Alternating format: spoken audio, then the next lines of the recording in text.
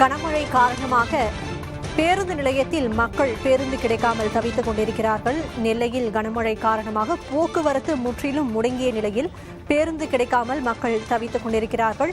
கூடுதல் விவரங்களை வழங்குவதற்காக செய்தியாளர் பிரசன்னா இணைந்திருக்கிறார்.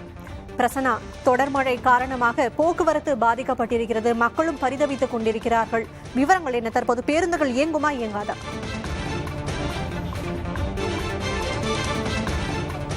சக்தி, திருநெல்வேலியில் நேற்று இரவிலிருந்தே தற்போது வரை மழை இடைவிடாது பெய்து கொண்டுதான் இருக்கின்றன.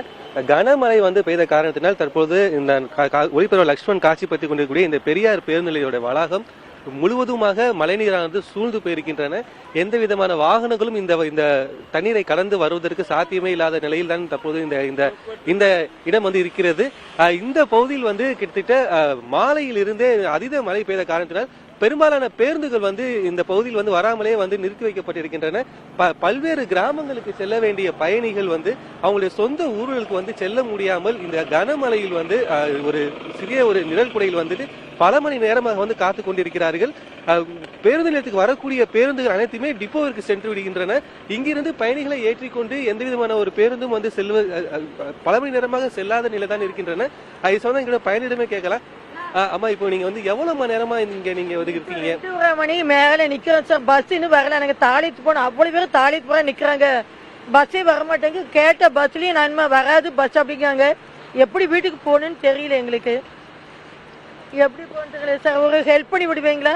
அம்மா, இப்போ உங்களுக்கு நீங்க போகக்கூடிய ஊருக்குள்ள பேருந்து கொஞ்ச நேரத்துக்கு முன்னாடி வந்தது. அந்த பஸ் டிரைவர்கிட்ட பேசுனீங்களா? இறக்கி விட்டுட்டு மன்னார்பேட்டை போறாங்க போல. யாருமே ஏத்தல. எல்லாரும் தான் நிக்கிறாங்க பாருங்க. யாருமே ஏத்தல. நாங்க பஸ் போகாது அப்படிங்காங்க. எப்படி போகணும்னு எங்களுக்கு தெரியல சார். ஆட்டோ வசதி ஒண்ணுமே இல்லை. எப்படி போகணும்னு தெரியல. ஆமா, இப்போ உங்களோட ஊருக்கு போறதுக்கு பேருந்து வசதி இல்லாட்டினா வேற என்னெல்லாம் வசதி இருக்குது? நீங்க எப்படி போவீங்க?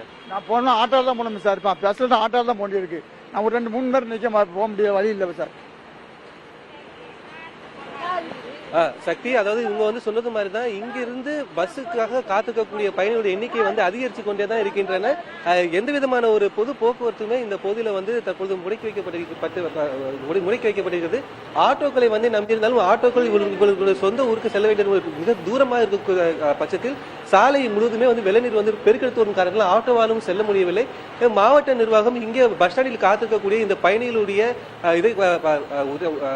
அவங்களுடைய இதை உடனடியாக கருத்தில் கொண்டு சிறப்பு பேருந்து அனுப்பி அவர்களுடைய சொந்த ஊருக்கு செல்வதற்கு நடவடிக்கை எடுக்க வேண்டும் என்பதே இந்த பயணிகளுடைய ஒரு கோரிக்கையா இருக்கிறது. சக்தி, அண்மை தகவலுக்கு நன்றி பிரசன்னா.